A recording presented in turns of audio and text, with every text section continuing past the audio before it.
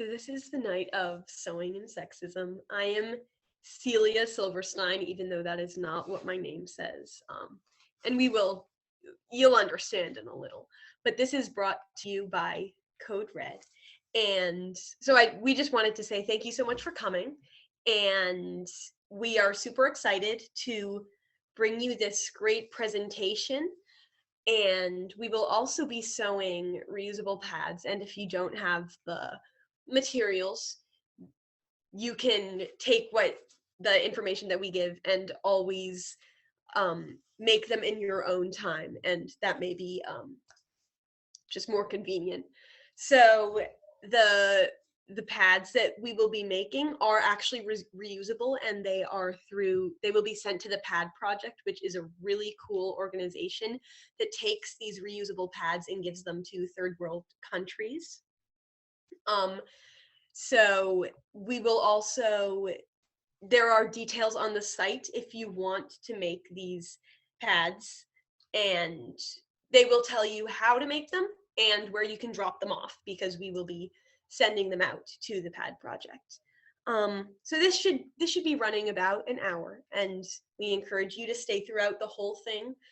You can drop in and out if you need to, totally fine. And we are going to have a discussion at the end, just talking about some of the points that were made, and we just want to hear what you have to say.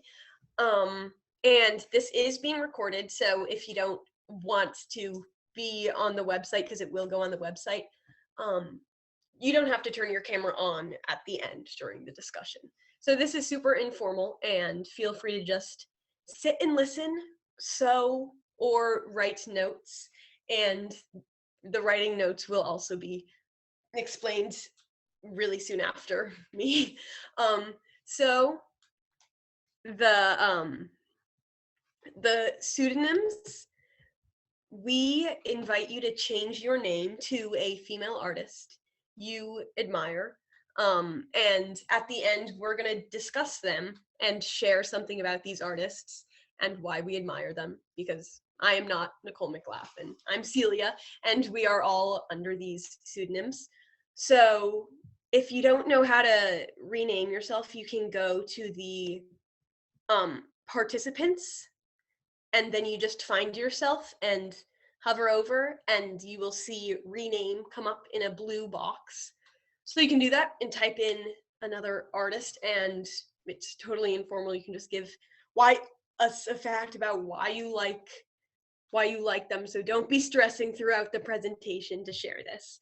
But now I am going to hand it over to Sabine, who's going to tell you a little bit about Code Red, because this is a Code Red presentation. So what is Code Red?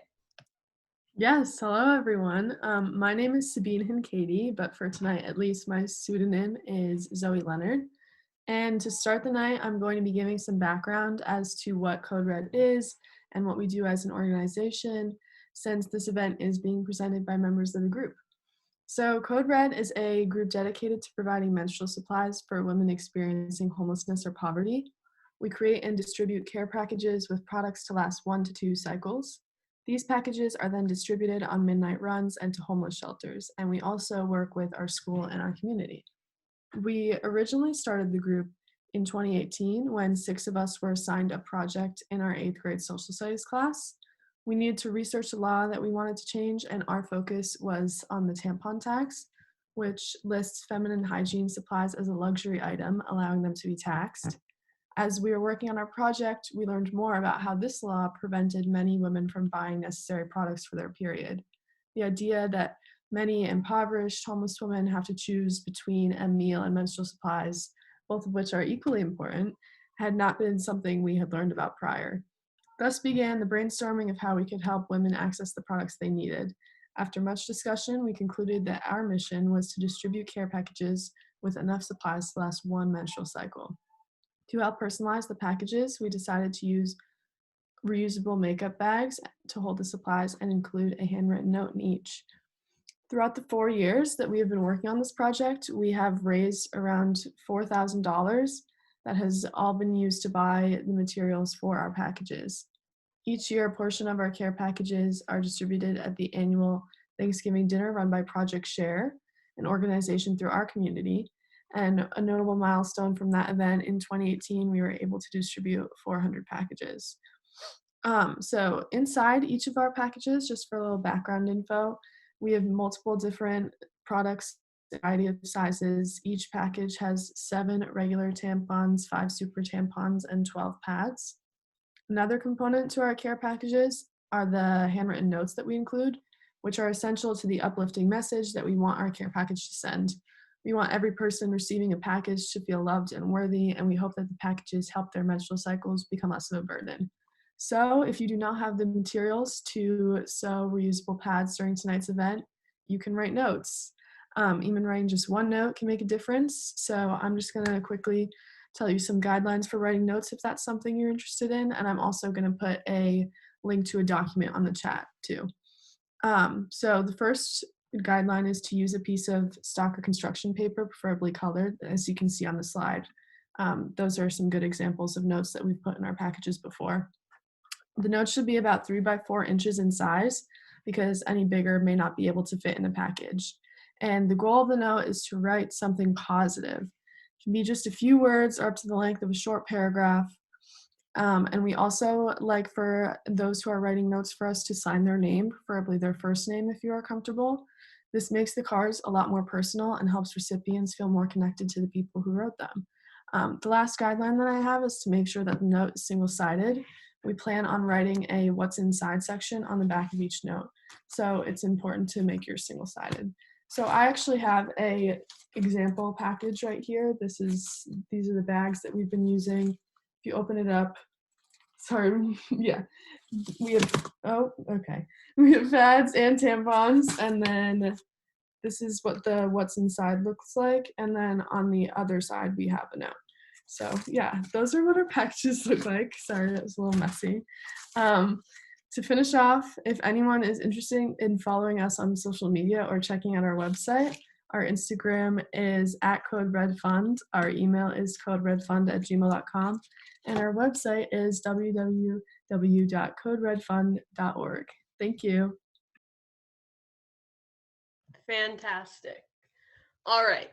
So now we're going to be moving on to some sewing information. So why are we sewing? We've covered that a little bit, but now I'm going to go more in depth.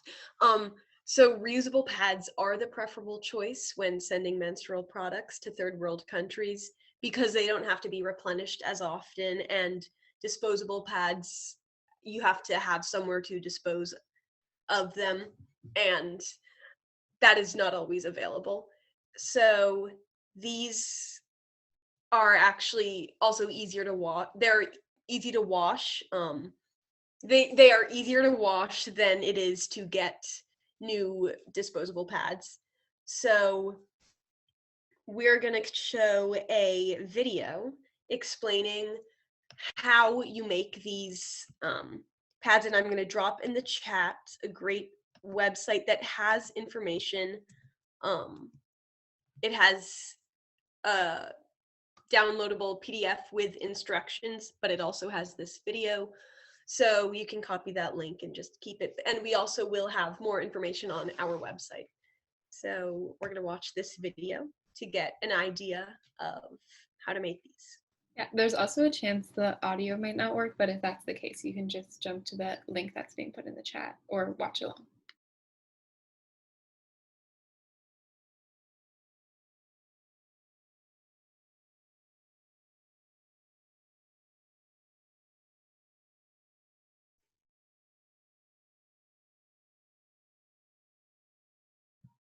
So Okay, I don't think the audio is working.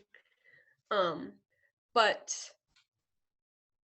I do have an example pad that I made. It's a little different than the pad that's being made in that video, but it's very simple, pretty easy to do. So it's looks like a tortilla, but it's basically you have fabric that goes in your underwear, and you have a liner in the inside. So it's pretty easy to do, and we would really appreciate it if you could find time to try and do it. it'd be great. You'd be helping out a lot. And yeah, the video will be on the website that Celia has put in the chat. So thank you. Yeah, we can also try one more. Let me know. You can just nod if the audio works this time. Yeah, hold on. I'm Emma with the Pad Project, and I'm going to show you how to start making the maxi pad. Here is the finished product. This is the base unit, has the elastic and the Velcro on the sides, and it's the basic idea of the maxi pad with wings. This is an example of a heavy liner, and this is a light liner. So the idea is that girls can use the base multiple times, and when the liner is soiled, they can remove it, wash it, and put in a clean one. So to start out, you want to cut out all of your pieces. You will have, from pattern A, you will have one of the PUL fabric, which is the polyurethane lined. You will have one of the flannel. And with the terry cloth, which you can use old towels or washcloths, you will have two of the pattern B, which is the light liners, and two of pattern C, which is the heavy liners. You'll need 2 pieces of elastic and 1 piece of Velcro. Step 2 is to start on the base unit. You will take your flannel and your PUL, and you will put them right sides together. Your elastic pieces you will sandwich in between 2 layers, approximately 2.5 inches down from the top.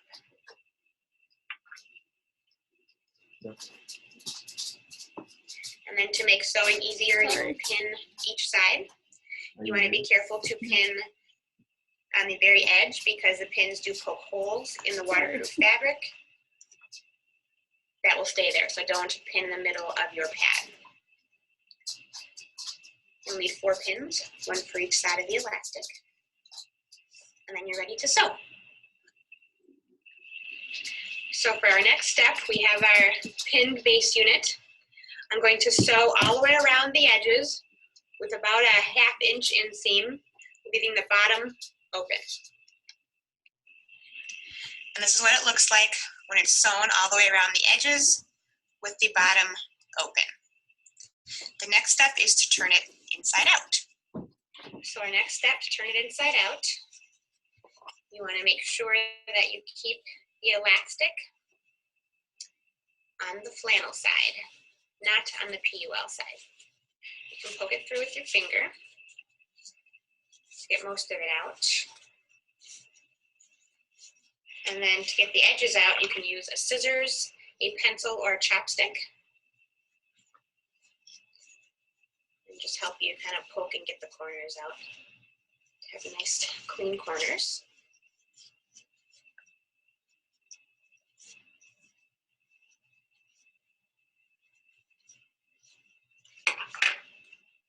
And you will have what looks like this.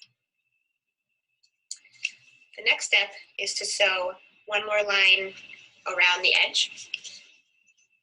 It will make it more durable and long lasting, and it will help it to lay flat also.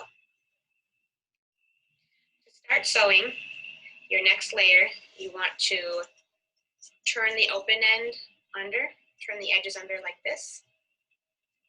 So you're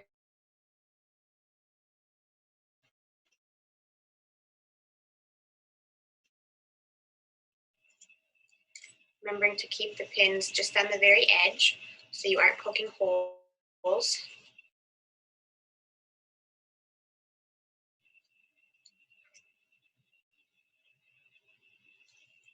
Okay. The top is pinned. Now we'll sew all the way around. All right, here's the base unit after it's sewn. There's about a 1/4 inch seam allowance around the edges, or you can use the edge of your presser foot as your guide. Sewn around. This is the inside with the elastic. Elastic is over the flannel, remember? And the next step is to attach the Velcro. You will attach one side to the front and one side to the back, sewing in a square around the Velcro. All right, so the base unit is now completed. sewn around the edges of 2 pieces of Velcro, one on each side. So now they connect.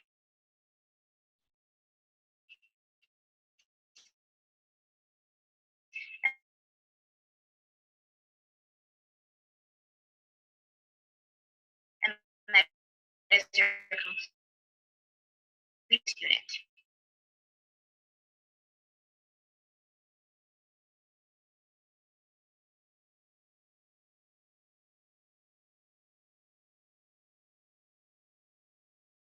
So it's a little glitchy, but that is basically the end of the video. So that, as I said in the chat, there are patterns on the website and we are working to get those also on our website. But for now, you can refer to Two Little Children and that link will show you everything that you need to have. So moving on. All right, so we're coming up on the big presentation, which I know I'm very excited about. So first of all, though, I'm Aya. I'm a junior. We're all juniors. But the pseudonym I'm under is Louise Bourgeois. And yeah, so we're almost ready for the presentation. If you have any questions, which are very welcome, you're welcome to put them in the chat and they'll be asked after. And we would love to hear about your experiences or anything that comes to mind during the presentation. So again, there will be an opportunity to share. So try not to forget, and you're welcome to put them in the chat as well. And more links will be coming to you through the chat. And I'm going to hand it off to the lovely presenters. Hi, so my name is Sabine, and I am a junior at Hastings High School, as well as a member of Code Red. And tonight we're going to be presenting on the Guerrilla Girls. So what are the Guerrilla Girls? Guerrilla Girls is an anonymous group of feminist female artists devoted to fighting sexism and racism within the art world. The group formed in New York City in 1985 with the mission to bring gender and racial inequality into focus within the greater arts community. The group employs culture jamming in the forms of posters, books, billboards, and public appearances to expose discrimination and corruption. The original group consisted of 7 artists. The 7 joined together following an art exhibit at MoMA. And in this exhibit, there were 169 total artists, and only 13 of those were women, and only 8 of those total were artists of color, but none of them were women of color. And this was supposed to be an exhibit of the most important painters and sculptors alive at the time. And any artist who wasn't in the show should rethink his career was kind of like the motto that they kept on saying, and that was stated by the curator himself. And it shows how the art scene at the time was so male dominated, and the fact that he said his career shows how little women were considered artists at the time. And the Guerrilla Girls formed following this event and protested in front of MoMA. And this didn't work, and their protest of over 200 was shut down. So they began to put up these posters around Manhattan at night. And during this time, when they were hanging up these posters, they would wear gorilla masks. And they put them around the artistic neighborhoods of New York, which were neighborhoods where art culture was really relevant. And then in the morning, they would come back without their masks and listen to the conversations started by their posters and really try to evoke a message behind the poster and just really strike up these conversations. And most noticeably, they realized that the 1970s era tools such as like pickets and marches proved ineffective as time went on. And as evidence, it was how easily MoMA could ignore 200 protesters. One of the early Guerrilla Girls said we had to find a new image and a new kind of a language to appeal to a younger generation of women. And that's exactly what they did. They sought an alternative approach, one that would defeat views of the 1970s feminist movements as man-hating and all these ridiculous names, and thus prevent backlash.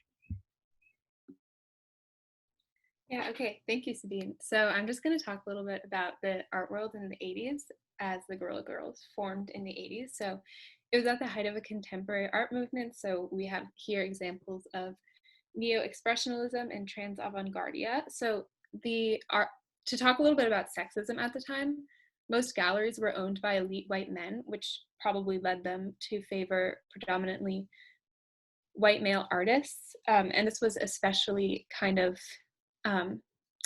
it was especially important in the 80s, given that new amounts of money were coming into the arts post-war. People were ready to put their funds and let arts flourish to celebrate the end of war. However, this made gender bias even worse because the male artists that were favored by elite gallerists now had a monetary advantage over struggling female artists. As we can see here, the wage gap in the art world was tremendous, even more than the rest of America at the time. And as Sabine kind of said before, the Guerrilla Girls really tried to distance themselves from feminist art of the 70s, the decade prior, obviously, just because there was this sort of like unfortunate feminist hatred stereotype that the Guerrilla Girls were really cautious of being linked to in order to appeal to a younger generation and not just be dismissed as another group of feminist artists. They really wanted to be something new so that they could be taken more seriously. Hi, my name is Charlotte, and I'm the other member who will be leading this presentation. So now let's examine how the Guerrilla Girls emerged against this backdrop of art that Sarah so eloquently described. So as they began to speak out against the male domination that was so existent in the industry, they took on the pseudonyms of female artists in the past, as we have done, hence that's why we're doing that. And they did this in order to honor them and make sure they were given the same recognition as their male counterparts, as many of them hadn't. And for example, the two women who emerged as somewhat of leaders for the group went by the pseudonyms Frida Kahlo and Kathy Kollwitz. And the reason for originally adopting the pseudonyms in the first place was because at an interview, or at various interviews, it would get confusing because the reporter would try to cite them when transcribing the interview, but they wouldn't know their names because they went anonymously, and so they would have to refer to them as Guerrilla Girl 1, Guerrilla Girl 2, and so they adopted these names to also make it less confusing. But actually, one Guerrilla Girl still goes by the pseudonym Guerrilla Girl 1 instead of that of an artist, to kind of memorialize the forgotten female artists that were never truly given recognition and never had their name in the spotlight. And so another reason that they go by these names is to protect the anonymity of the members, because many of them were artists in their own right, and so they didn't want their participation in the group to affect the perception of their own art. And they also wanted to distance themselves from the work and have the focus remain on the message rather than the individual members. And so the group was named after guerrilla warfare, spelled Gurrilla, which was especially relevant in the time of the rise of popularity.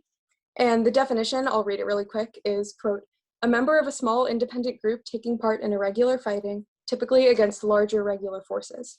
And so, as you can probably infer, this is extremely relevant to their cause, as we're seeing them oppose the, quote, large regular forces, if you will, that are these elitist men and the sexist foundation of the art industry.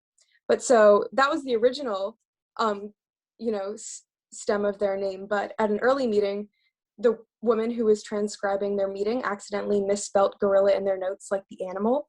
And that became the inspiration for their mask wearing, funnily enough. And actually, it ended up being perfect for their statement because the idea of a gorilla really counters these ideas of femininity and pushes against the stereotypical notions of beauty, as they're these big, hairy animals, and they're also associated with masculinity, which was relevant to their cause. It also works as a commentary on the sexual exoticism of women, a way to compare these exotic gorillas to women who were so oftenly portrayed as fantastical and exotic through the nude portraits that we see so commonly done by male artists. Thank you, Charlotte. Yeah, so a lot of their work originally centered in New York City. There was a huge art culture there, especially with the amount of museums we have. And eventually they started to move to LA and focused not only on media arts, but also visual arts, not only on visual arts, but also media arts and the film industry in particular. So this is something about the Oscars, which they thought had a lot of problems with recognizing women. And then eventually they moved to Northern Europe. And this was all because of one artist named Georg Blitz. And he said in one interview, quote, "Women can't paint that well. It's a fact," unquote. And this sexist sentence, coming in a time of radical feminist movements, was really disheartening to them. And it made them realize that this issue spanned farther than just America, just New York and LA. It was a global thing. And in that same interview, Georg says, quote, "Women simply don't pass the value test of the market," and unquote. And this was something that the Guerrilla Girls really did agree with, but for different reasons. Georg really meant that women weren't up to the challenge, whereas the Guerrilla Girls knew that women were up to the challenge. It was just that the people creating the challenge, the people setting up these infrastructures, were not validating and were not recognizing women's work. And so that caused them to move their work to Northern Europe, Germany in particular, but also England and France and a lot of other places, because they knew how important it was globally. Okay, thanks for that. I'm getting, showing on my screen that my internet connection is unstable, so in case there are issues, I apologize. Anyway, so I'm going to be talking about one of their most famous works, which was this 1989 billboard, originally commissioned for the Public Art Fund. They commissioned them to do this billboard in Lower Manhattan. However, when the Guerrilla Girls came back with this mock-up, it was rejected by the Art Fund, which they said was because the billboard was, quote, too vague. However, the Guerrilla Girls were able to interpret this as they were uncomfortable that they called out the Met Museum in public. So rather than taking down the billboard or changing it, they decided to run it on buses themselves in Lower Manhattan. So to talk about the billboard itself, it is a parody of the famous nude by Jean-Auguste Dominique Ang, La Grande Odalisque, which was painted in 1814. It basically is just this really famous female nude, which they've obviously parodied, put a gorilla mask on, make her holding something a little provocative, and it's accompanied by this perhaps not shocking, but definitely disheartening statistic that less than 5% of the artists in the modern art sections are women, but 85% of the nudes are female. And one of the reasons I think that this is among their most successful works is it really sparks conversation, which is what the Guerrilla Girls wanted to do. And I think this sparks conversation on, what is a female's role in the art world? Is it as the artist herself or as the muse of a male artist? Is it as the creator or the created? And just, it kind of just follows this stereotype, or not stereotype, but tradition of women being the object of the male gaze and kind of just being exoticized by these male artists. Moving on, here's one of their other famous pieces, the Dearest Art Collector letter, which was, I'll just read it out loud. "Dearest Art Collector, it has come to our attention that your collection, like most, does not contain enough art by women. We know that you feel terrible about this and will rectify the situation immediately. All our love, Guerrilla Girls." And then it has like the sad flower at the top, kind of like, are these women, these women are just like sad little flowers because they can't get their art in the art gallery. And it's like kind of this like childish handwriting, and it's on like this pink piece of paper, very sarcastic. And actually sarcasm is something that the Guerrilla Girls really tried to hone in on, because they thought people wouldn't really be able to be as upset with them if they were just being so snarky and humorous. And also they relied largely on facts for their facts and statistics for their work, again, so that people couldn't really challenge it. In fact, the piece I was talking about before with the 5% of male artists in modern art sections are female, it actually reflected something that they did themselves, which was go out and conduct what they called weenie counts, in which they counted the amount of male artists in a museum and female artists, same with male and female subjects, which it wasn't really common at the time, although diversity counts are common. They physically went out into the field and got these statistics for themselves because they relied extremely heavily on facts. Yeah, so thank you, Sarah. I'll continue to describe some of their more notable works. This poster is a great example of how Sarah mentioned they use sarcasm to further their message. Instead of just kind of coming out and saying what was wrong in a like accusative way, they approached it in more of a satirical manner in order to catch the public eye. So I'll read a few of these, for example, because I love this poster. We have working without the pressures, the advantages of being a woman artist, working without the pressures of success, having the opportunity to choose between career and motherhood, not having to undergo the embarrassment of being called a genius. So as you can say, you can read the rest, but they're, very joking, sarcastic, and so this is one of my favorites. But the next one, if you'll switch the slide. Thank you. This is an interactive piece they made in 2009, and it allowed the public to contribute. And it says, "I'm not a feminist, but if I was, this is what I would complain about." And so this was a way for them to, shed light on issues, but still distance themselves from the word feminism, because as Sabine mentioned, and I think Sarah mentioned it as well, it had been stigmatized at the time. So it was a way for the public to critique the existing power structures without necessarily tethering themselves to the negative, albeit untrue, stereotype that was surrounding feminism during the 70s.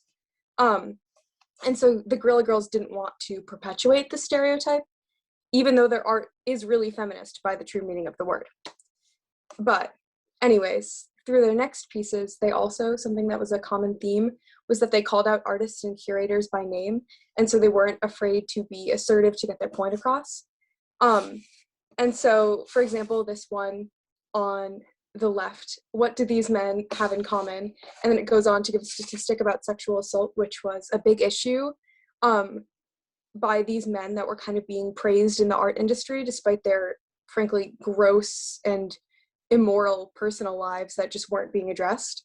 And on the one to the right, also, you see a list of artists just ruthlessly going for these men who allowed their work to be shown in galleries that show no more than 10% women artists or none at all, which was unfortunately often the case. But as time went on, they moved into film and politics as well as just art. And so Sabine mentioned this poster earlier, and it was against the male domination in the Oscars that unfortunately still exists, and in the film industry as a whole. It says, the anatomically correct Oscar. He's white and male, just like the guys who win. So that's obviously a commentary on a problem that still exists and is very prominent in the film industry, not just with women, but also people of color. And also just from a political standpoint, they outwardly oppose certain presidents and bills and laws, and a lot of their art reflects that as well.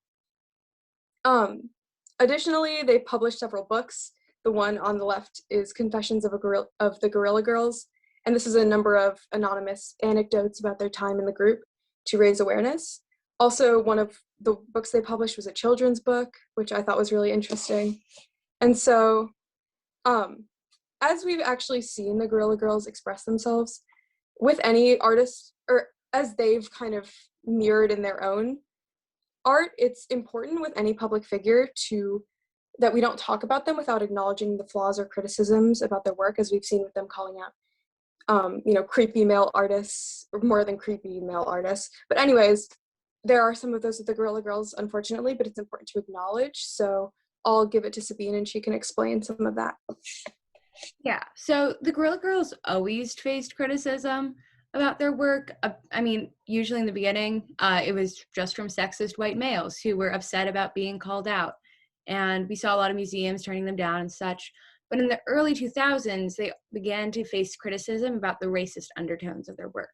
And I know that sounds crazy because their work was focused on racism and sexism. So they were talking about these issues, but they never talked about how these issues are related. So they just lacked a focus on intersectionality. And intersectionality is so important, especially when it has to do with social justice movement. So although they focused on the rights of women as a whole and the rights of people of color as a whole, they never focused on like what it's like to be a Black woman or what it's like to be a woman of color. And that experience is so individual. That's not going to be easily compared to the experience of a white woman or the experience of a man of color. And I think a lot of this came from an attempt to modernize and de-radicalize their feminism, and they ended up just totally whitewashing it. And the feminism that they would preach about can be directly compared to what we today would call like liberal feminism, where it's feminism for white privileged women. And that is not true feminism. Feminism should include work for all women, no matter what. And yeah, so that was not their only issue, but that was definitely the biggest. They also had a lot of backlash from Guerrilla Girls themselves, who spoke out about the mask. Guerrilla Girls of color often felt uncomfortable wearing them because of the tokenization and the racist historical notion of Black people being ape-like. And that obviously has a very long history. We've seen since like the beginning of capitalism, Black people being considered Neanderthalic or less evolved. And that's been used to fuel a lot of racist notions, not only in our country, but in all of Europe. So that wearing those masks and calling themselves Guerrilla Girls, it felt like they were trying to conform to that stereotype. Sorry, I'm just gonna let someone in. It felt like they were conforming to that stereotype when they had spent their entire lives trying to prove that that's not who they were, and that was a racist stereotype. And then on top of all of that, Frida Kahlo was the name of one of the two main artists, and she was a white woman going by the name of an artist of color while wearing a gorilla mask, and she was seen at events handing out bananas, and with all of those things put together, it felt like it shouldn't have been a white woman portraying an artist of color, because the experience of those two groups is not the same. And yeah, so now I'm going to pass it on to Sarah. I'm just going to talk about some more problems that they faced. Yeah, very excited too. Oh, you didn't see that. So here are some of their other criticisms which they received for giving presentations and exhibits within the very museums that they criticized. A lot of their supporters thought that this decision was very hypocritical, although the Guerrilla Girls themselves stood by it, because as we've mentioned before, they were really about reform and change from within the system. They weren't trying to bash these institutions and make them no longer. They knew that couldn't happen. They wanted change. And of course, starting from inside, literally in these presentations and these exhibits, you could say is starting change from within. They saw it as great progress and stood by their decision, although many of their supporters did not. Okay, so here's this beautiful visual. I'm going to move on to talk about some internal problems and the banana split. So what is the banana split? It is when it's when the Guerrilla Girls split into three different groups: the original Guerrilla Girls Incorporated, Guerrilla Girls Broadband, which focuses online, we can visit their website later, and Guerrilla Girls on Tour. And this happened because the two founders, Frida Kahlo and Kathy Kollwitz were their pseudonyms, were really accused of being giving themselves too much power. They're accused of taking more profit for themselves, and also of having all of the decisions filter through them before they could actually be made. The biggest kind of issue about the banana split is that it actually led to a lawsuit from Guerrilla Girls Incorporated, started by Kollwitz and Kahlo, in which they sued for millions of dollars and tried to copyright Guerrilla Girls Incorporated. And in their complaint, they filed, excuse me, I just want to make sure I don't miss anything. They called themselves the leaders of the group and kind of said that they deserve to have more power than everyone else, and asked for millions of dollars from the other two groups, which they eventually didn't get. But the most controversial part of this is that they actually filed the lawsuit under their real names. So Kathy Kollwitz was Erica Rothenberg, and Frida Kahlo was Aurelia Zempel. And these were two prominent female artists at the time, or somewhat prominent. And this obviously brought attention to them as individuals and brought attention to their own work, which was kind of the opposite of the message of the Guerrilla Girls. They believed in maintaining their anonymity through masks and not revealing who they were because they wanted the movement to be the focus. And Hollow and Colwitz were kind of just undermining this by filing the lawsuit under their real names and let the public know who they are as individuals and attract attention to themselves. Although the other Guerrilla Girls still did believe in the message of maintaining anonymity, which is why they actually testified in court during the case in their masks. Yeah. Yeah, so despite this inner controversy and the sort of backlash they've gotten for a few of their choices, they're still a very important group, and they're still producing artwork today, which is wonderful, and we'll show a little bit of it in a minute. But before that, we'll transition to talking about the modern art world, because unfortunately, many of the issues that the Guerrilla Girls were so adamantly against still remain. So what we're seeing is that there are a large amount of female curators, but still museum directors are largely men. And so about the curator job that women are holding, it is among one of the lowest paying jobs in the art world. It's extremely competitive, and it often requires a PhD and at least 4 years of work experience just to be an assistant. And so what we're seeing is that women are doing a lot of the groundwork in art, and it's good that we've advanced that far, don't get me wrong. But what we're seeing is that they still aren't holding these high-paying positions with a large amount of influence. And so it's actually kind of self-perpetuating, because we see these elite men in high positions that are really only promoting their own agenda, and so they don't include or advocate for the art of women. And the cycle continues as they're just included less. And so here you can see some relatively modern, oh, sorry, can you go back? Some of their more modern work on the left here is, or both of these are, how many women had one-person exhibitions in New York City museums last year. And so the original poster is from 1985 with a strikingly low number of women, unfortunately, but as you can see, there was little to no progression when they remade the poster in 2015, and that's kind of what this juxtaposition is trying to show. And so unfortunately, you can see that many of the problems in the art world have persisted. And as we mentioned before, how they sort of also took on political issues as well. If you'll change the slide, I'm sure we're all well aware of the plethora of controversy surrounding Trump throughout his presidency. And so this was the Guerrilla Girls commentary on that. And again, we're seeing the same satirical voice at play here as they take on more political issues, not just ones exclusive to the art world. And so that's all we have. Thank you so much, and I'll give it back to Aya, who can read some questions if there are any. Yeah, that was awesome. Thank you guys so much. I hope everyone learned a lot. The Guerrilla Girls are really such a fascinating group of people, and they are so complex, and we do have some questions that I would like to ask. So I'm gonna ask them. How does one become a Guerrilla Girl? Okay, I guess I could take that one. So actually, it's kind of almost like a secret society, kind of reminds me of that.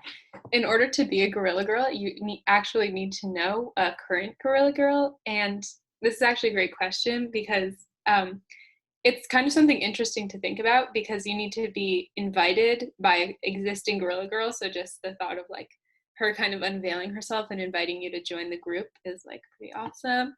And there's also a training program for new Guerrilla Girls. I don't know if that has to do with anything, but it's kind of almost like a sorority where a newer one will get paired up with a senior Guerrilla Girl, and she'll like teach her kind of the works of the trade. And what's really interesting is you can actually become a Guerrilla Girl without doing any of this, because they don't really care if people lie about being in their organization. They think it just helps the movement if girls are like running around wearing gorilla masks claiming to be in their movement, because it just strengthens it even more. So yeah, and just to add on, they do sell those Guerrilla Girl masks on Amazon, so anyone here tonight is feeling particularly moved, go out and buy one. You can lie about it and they will not care. Okay, so this is another question with that information might be a little tricky to answer, but do we know how many Guerrilla Girls exist today? So actually, because they're so protective of their anonymity, we really have no idea. It could be a ton, and because so many people claim to be Guerrilla Girls without, that aren't officially Guerrilla Girls, we don't have an exact number. We know it originally started with 7, but now I would hope that it's a lot. Cool. So another question that we have is, has the movement changed to fit within modern society, and how? I get that. So it definitely has changed to fit in with modern society, and also just in response to backlash that they received. A lot of the feminism that they preach now is starting to shift from that liberal feminism. We're seeing them advocate for more than just privileged women. We're seeing them advocate for women of color, disabled women, incorporating the intersectionality and other minorities, queer women. Yeah, it just trying to reach a broader goal. And I think that's really relevant to how our world is changing as a whole. I think that's definitely them trying to keep up with the times, trying to make sure that they're including who they need to include and who deserves the inclusion. And on top of that, they've also just done a lot of nice virtual things. So they have a website, things like that. And they also you can hire a Guerrilla Girl, like for an hour, they'll join your Zoom, like stuff like that. Don't get too excited. There's no Guerrilla Girl coming, but you can, and they definitely are trying to spread their message by using the media. So that's really cool. Yeah, that's awesome. And another question is just about you mentioned earlier, the profits that they were getting. Who is the people that are buying these? Or is the Guerrilla Girl, is the Guerrilla Girl artwork something that's available to the public for purchase, or is it almost explicitly in museums, or what's the deal with that? Well, a lot of it is just like, especially earlier on buses to raise awareness was something that we mentioned. But one of the big things that caused like the controversy regarding the profits was with their book sales, because the 2 women, first of all, gave themselves more credit for the books and also took more of the profit of the books. But then, it's also just, general merchandising. I'm pretty sure they sell some of their posters. So if you've been moved, feel free to go and purchase. They're very cute, but Yeah, I just have something quick to add, because it's like the original, there aren't really any like originals, because these were mostly posters that were like mass distributed. So reproductions of them are either, it's difficult to find originals as they were just taped up around New York City. And because they're just graphic prints that were made on the computer, you can get ones just as good from online or making them yourself even. That's super cool. Another question that has just been put in the chat. Has there been any reaction from the Guerrilla Girls to the Me Too movement? Also, if they've done any support, any grassroots organizing to build support? It's a great question. I can get that one. There has been a lot of reaction. Actually, we can look at the Guerrilla Girls' old artwork as some of the original Me Too movement propaganda. Some of their original posters were really just saying, we're calling out and exposing men for sexual assault charges. And they definitely are with the Me Too movement. And a lot of their current art is doing the same thing by trying to expose them and using this culture jamming as a way to spread those messages. In terms of grassroots organizing to build support, I'm not sure. I think that in some of like the sister organizations, there probably is, but in terms of the original Guerrilla Girls, it was a lot more about getting big art pieces and really large pieces of their message out there. Awesome. So next question that we have is, what has been the response to the Guerrilla Girls from major art museums? I can take that. So, I mean, a lot of their work was not firsthand. Like they didn't protest right in front of the museum, so it's kind of hard to get, because a lot of times these things would kind of be brushed off and not necessarily directly addressed. But as the world and sort of art industry has become more progressive, we've seen them be afforded these installations in art museums that caused some of the original controversy that we've mentioned.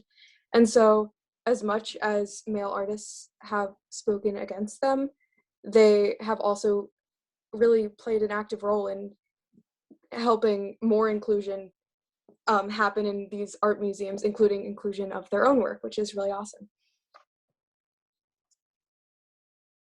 Great, thanks. Yeah, I'm breaking that. Okay. Sorry. I just have something quick to add to that. Sorry if that was an awkward interruption. My Zoom is cutting out. But yeah, these museums, an interesting, interesting fact about that is, as I kind of mentioned, the weenie counts that they did before, which is when they went to count the amount of female artists and male artists, female artists, male subjects. Some of the museums actually had them commission them to do this for them. So they were kind of on board with the Guerrilla Girls' message, or at least some. But yeah, they started to go into museums for exhibits as early as like the early 90s. So it wasn't really that much of a, it's not like the museums tried to like shut them down or anything. Yeah. Awesome. That's cool of the museums that did that. If there are any other questions, put them in the chat. I am loving the questions that have been popping up. These are great questions. And it can also be about Code Red if there are questions concerning that, anything. For example, we just got one. How do you all see this connected to Code Red's mission? Well, I think. Sorry. I can, do you mind? Sorry. But a big part of Code Red is obviously in advocating for equality, like for menstrual health. It's equality comes hand in hand, because, you know, if you see the luxury tax on feminine products, that is just overall the overarching just desire for equal rights. And also a big part of our mission is to kind of reduce the stigma that's so surrounded with menstruation as a whole. And that's a lot of what the Guerrilla Girls fought for as well, especially with the stigma that had surrounded feminism in the past, and kind of these topics that had really been unaddressed by people previously. And so at least I feel that growing up, menstrual health and kind of some of the things that we address, I didn't know much about. And so our hope is mainly just to raise awareness. Yeah. And I just want to add, I feel like this like perpetuating cycle that we talk about in the art world is also true when it comes to laws surrounding menstrual health. So if it's just men in power that are making these laws, and men that are really controlling the taxes that have to do with our menstrual products, then how are we going to get any change? And so I think that the Guerrilla Girls were great at evoking change while not being in a position of power. By not being those art directors, they were still able to make major like discoveries and major progress. And so I feel like we're trying to hope to do the same, even though we're not obviously making these legislations. We are still providing sources for these women. So yeah, I just see that as a good comparison. So great question about if we've considered providing Diva Cups. And so as awesome as Diva Cups are, they do require a lot of maintenance, and many homeless people do not have access to especially boiling the menstrual cup to sterilize it. So in an ideal world, that would be a great solution because it's environmentally friendly. and just kind of easier, but just to the nature of the just they do not there are a lot of difficulties in using one safely if one does not have access. Especially because Diva cups are an inserted menstrual product, whereas pads kind of remain on the outside of your body. And so a lot of toxins or anything that's on a Diva cup, if it's not properly washed, is going to go directly into your body. Whereas if a pad just doesn't need to be sterilized. It can be washed in a normal thing with soap and water, and then that'll be fine. And that's more realistic for people that might not have access to the resources. So we have a question about how we selected this topic.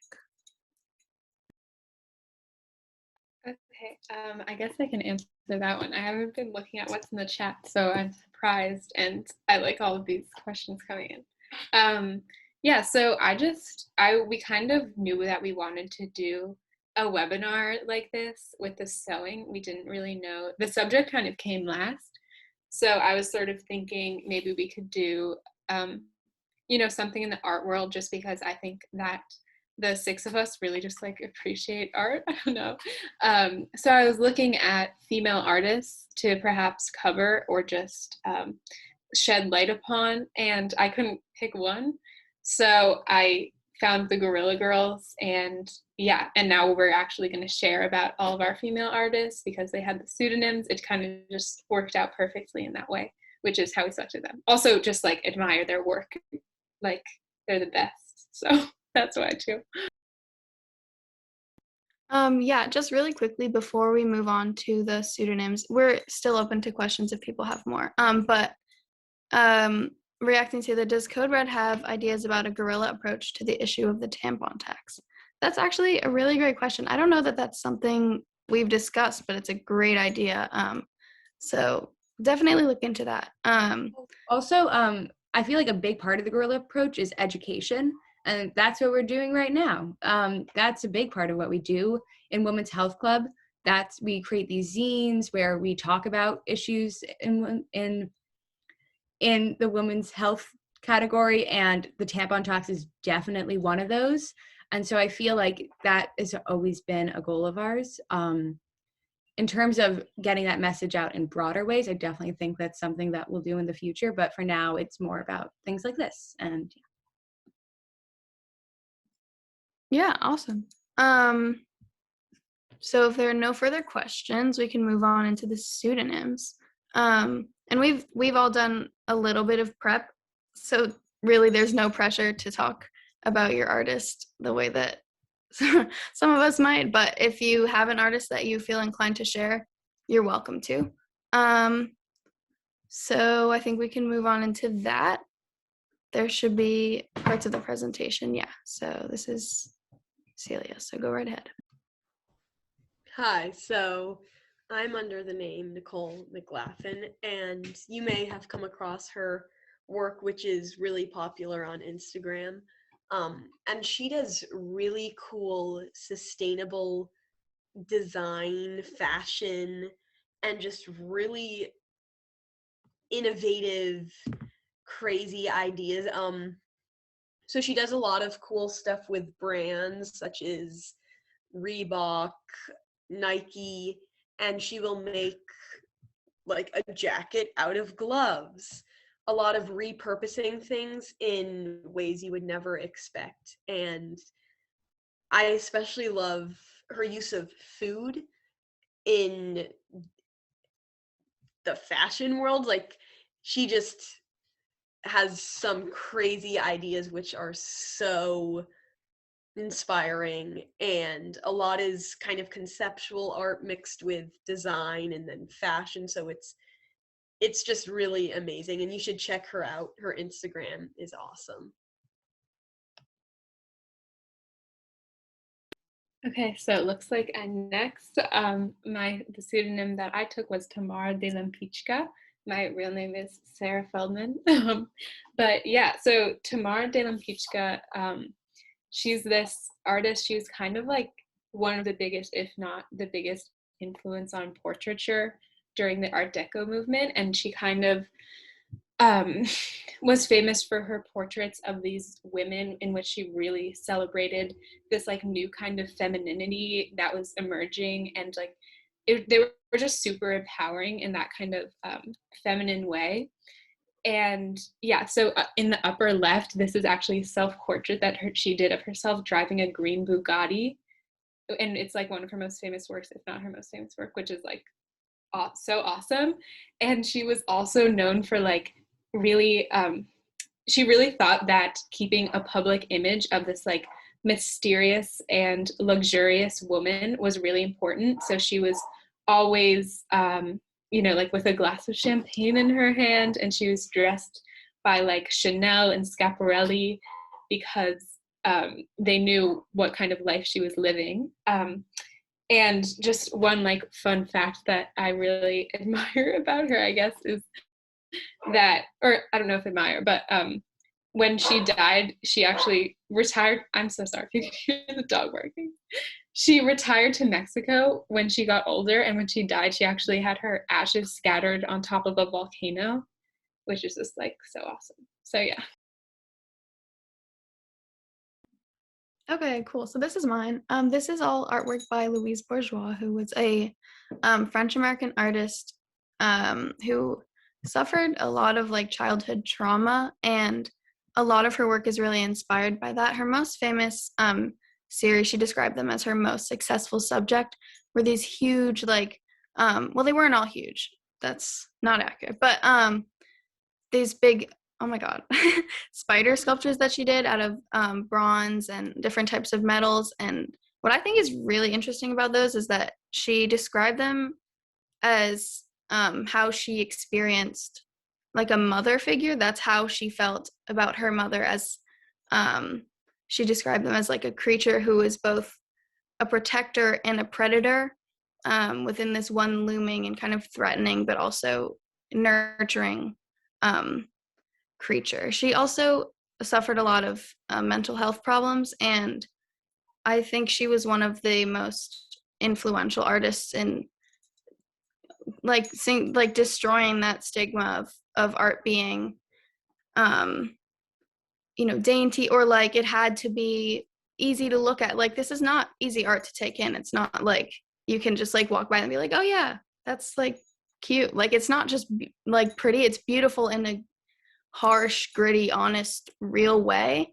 And I really admire her confidence in that. And yeah, I think she's a really fascinating artist. She focused a lot on a lot of themes that weren't really tackled when she was making a lot of her art. She's dead now, but she used a lot of the human body parts as a way to express her struggles with mental illness. And she also made a lot of works about like sexuality and the role of women in the home and domestic world. And yeah, she's really awesome. I love her.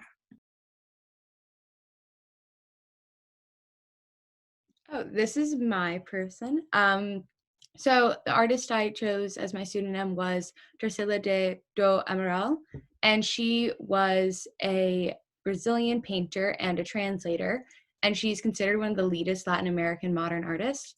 Yeah, she was part of this group called Grupo dos Cinco, and it was a major influence in the modern art movement in Brazil. So I chose her because I love how much travel and how relatable all her art is. Like, so instead of just like making art about what she saw, she traveled to so many different places and would try to meet so many different people. She even went so far to move and live in the Soviet Union and really try to see like what life was like for the common person under the Soviet Union. And so she took that all back with her. And I think if you see in her art, it's pretty abstract and modern. And so I feel like it's relatable to everyone. You don't have to look at a landscape of hers, which none of these are her landscapes, but some of her landscapes, like it could be your backyard. It could be somewhere in Brazil. It could be somewhere in Europe. You don't know because it's so easy to access. And I feel like that's really what I love about her art. I like that it's like a mirror, you reflect what you see onto it. And yeah, I think she's cool. Okay, so this is my artist. Her name is Zoe Leonard. She's a New York-based artist and has been critically acclaimed for several decades and mainly works with photography and sculpture. It's just a couple of fun facts about her that I found interesting. Is that the first one is that she dropped out of high school at the age of 16 to pursue art independently. I just found that like a really courageous act to just be that confident in pursuing your passions at such a young age. And the other thing that I found really interesting is that she's a very vocal AIDS activist, and a lot of her art has also centered around political issues. Yeah.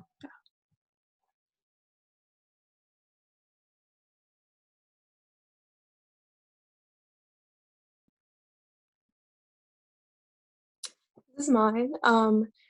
I chose to talk about Barbara Kruger because, I mean, when I saw the Guerrilla Girls work, this is very strikingly similar, and I immediately thought of her. Basically, she's still alive. She was an artist who does a lot of like digital photography type things, and a lot of what she does is like kind of challenging the existing power structures and institutions. A lot of it is a commentary on feminism, which is very applicable, and consumerism. You see like that's my favorite. I shop, therefore I am. I think that it's one of her most famous pieces, and I think it's very striking. And then the Your Body is a Battleground was actually commentary on the Roe v. Wade decision, which was the outlaw of abortion. And so that's really telling. Even now it's still super relevant. So I think she's super great, and it's very interesting to see her kind of adapt her art to fit the topical, like what society is kind of focusing on. She redid the Your Body is a Battleground during the 2016 election and replaced the woman in it with Hillary Clinton, which was super interesting. And so yeah, I think she's really great, and her stuff is super powerful. So I don't know. Yeah. Okay, awesome. So I think we do have a pseudonym in the Zoom, so you can come forward and share. I think if that's me. Can you hear me? Yeah. Yes, go ahead. Hold on, we can't hear you now. You're muted. Oh, how about now? Yeah, no, you're good. Sorry, my finger must have tapped it. So I chose Frida Kahlo. My name is Eva. I'm Charlotte's cousin. Hi. And so Frida Kahlo is basically a huge icon now, but she was a Mexican artist. There's like basically had like a perpetually tragic life. When she was a young kid, she got polio and was confined to a bed for some prolonged period of time. She was one of, I think she had 3 or 4 other sisters, but was always her father's favorite. And to help her recover from polio, he like let her wrestle and play sports and do all these other things that women at that time typically were not permitted to do. There's like a really famous family portrait of them all where everyone's like in their best dressed whatever, and she's got on a 3-piece suit. And she, like, I think had always planned to be a politician or a doctor. Like, she never viewed herself as an artist, but she ended up marrying Diego Rivera, who was a really famous, like, communist muralist at the time. And during the years she spent married to him, she became, like, a very prolific artist, depicting women in ways that just wasn't done at that time. She didn't make things for the sake of being beautiful. They were, like, images of her giving birth to herself, or there's one very famous one called The Suicide of Dorothy Hale, where this like socialite actress woman threw herself out of a window, and in the article about her death they're describing what she's wearing. And so she's like making comments about how women are portrayed in art and how women should be viewed at a time that really no one else was doing it. So that's why I love her. And yeah.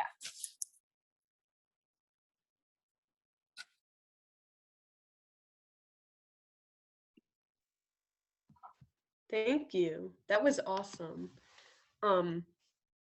So if anyone else has a pseudonym to share or a personal story about their experience with sexism in the art world, go at it. Anything that was sparked from this. I can just share about the pseudonym that I took on. Shermista Ray is actually a contemporary of, well, I don't know if she's more of a contemporary of you girls or of mine. She's probably in her early 30s.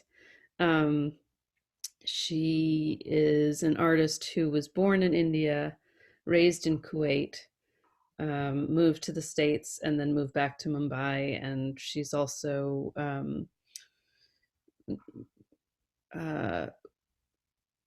I'm not sure. She's taken on a kind of non-traditional approach to gender in her own life, and so her work is very intersectional, and she does a lot about kind of journeying and identity and creating one's environment. And I can't share it here, but I just find it to be very, very abstract, but also very evocative and beautiful. And I celebrate, she's doing the work now. She's teaching, she's writing art criticism, and she's really trying to address some of these issues in a real way. And I appreciate that about her.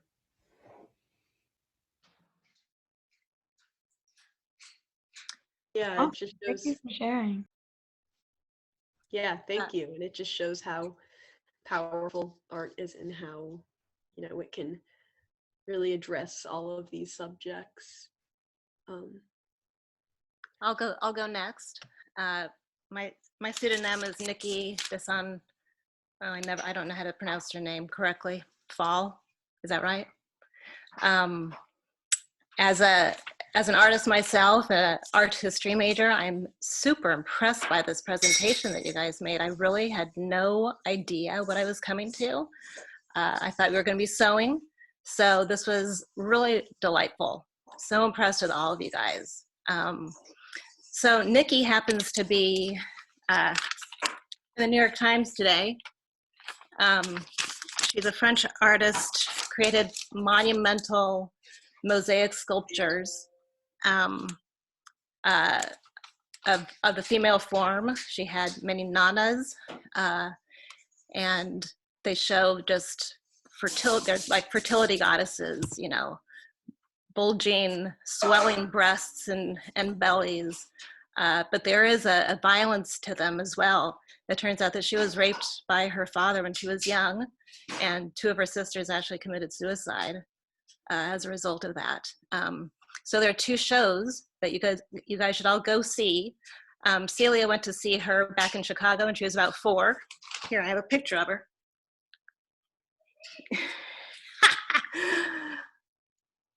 There she is in a little red dress back in Chicago. But there is at Salon 94 until April 24th, and then through September, she's at the MoMA PS1. So we're gonna be going. So you guys should check her out too. But thank you all.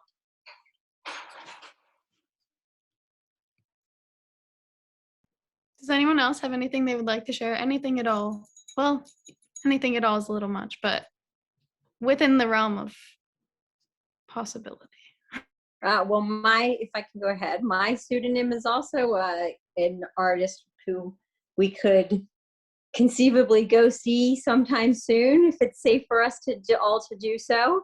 Alice Neal, who's really one of my favorite artists, and I picked her not only because she has this big show, not she, but they put a big show on of hers at the Met currently, but it seemed very full circle to what the Guerrilla Girls had intended, that so much of what they felt was missing, the way the show is sort of being spoken about is, oh, well, Alice Neal, this wonderful portraitist, which she is is finally getting her due. Why was she never given enough acclaim before when she was so stellar? So it seemed to be a nice person to choose in the spirit of the presentation and the progress that's made, probably in part of the awareness that the Guerrilla Girls actually raised. And just as a side note, I told Sarah this when she showed me a little bit of what was going on. I remember that poster.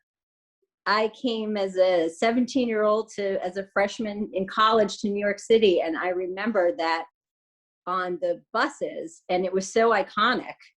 So for whatever that's worth, other than we're old. Anyway, this was, and to echo what Marisa said, this is a really wonderful presentation, girls. We have a lot to be proud of. Thank you, Alex.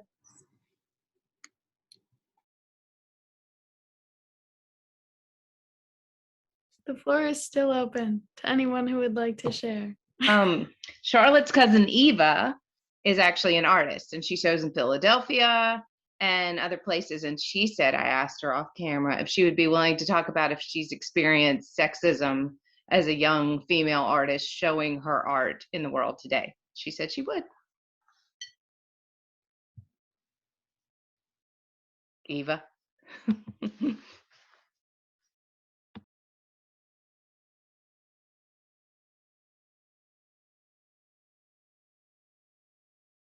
Maybe she got lost, the connection.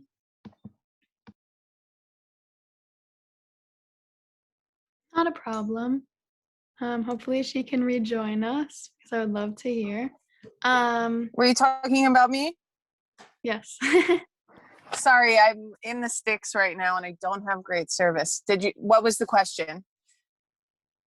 We were just hoping that you would share some of your experience with sexism in the art world. So I have been active in the art world, I guess, really active in the past year or two. And a lot of what you run by men, and most of my work is an exploration of the female nude, kind of reclaiming the female nude, thinking about like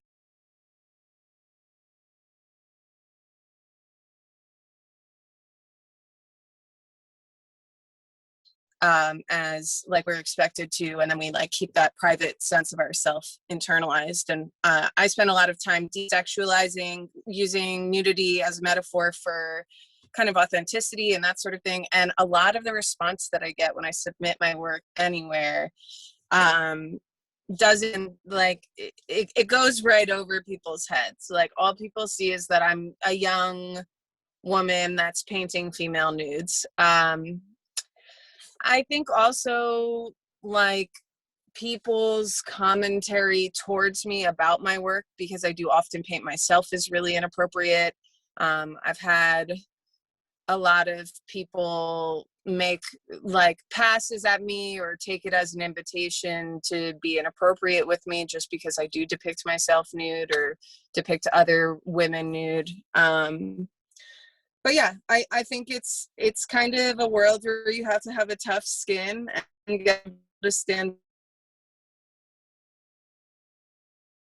I think it's important to kind of like make a public thing of it, speak out about it, and be outward when people are not being professional with you. So.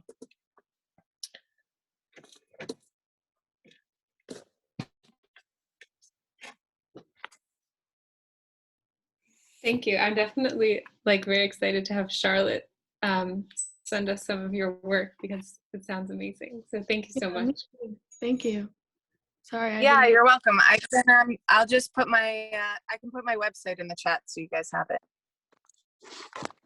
Yeah, I'm super excited to check that out, and it sounds like incredible, important work. Yeah, your project is amazing, and I think that you guys should think about like partnerships that you can explore with artists who address similar themes, other organizations, because what you guys have done some amazing research, and there are lots of other people who are like working towards similar end goals, you know.